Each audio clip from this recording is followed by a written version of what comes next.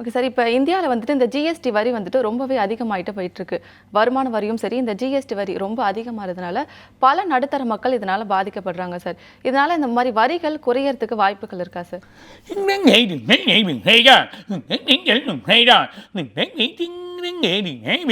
கண்டிப்பாக அந்த ஜிஎஸ்டி வரி அது இல்லாமல் அமெரிக்காவில் நமக்கு வந்து வரி போட்டிருக்காங்க. வரினால் இந்த ஜிஎஸ்டியோட வரி இன்னும் அதிகமாகிறதுக்கான வாய்ப்புகள் உண்டு.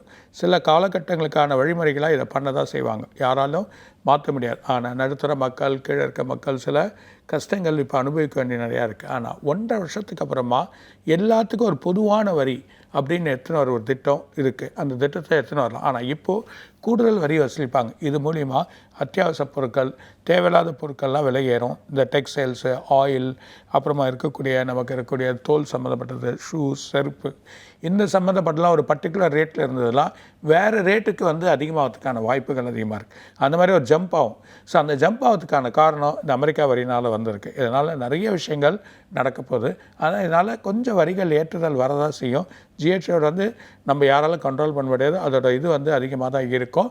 இதை பப்ளிக்கிட்ட இருந்தோ முதலேருந்து வாங்கி அப்புறம் பப்ளிக்கிட்ட வாங்கி வழி பண்ணுறது 1.5 வருஷத்துக்கு அப்புறமா இந்த வரியிலேருந்து சில விலக்குகள் அளிக்கப்படும். சில வழிகள் மாற்றங்கள் ஏற்படுறதுக்கான வாய்ப்புகள் ரொம்ப அதிகமாக இருக்குன்னு தான் சொல்கிறேன்.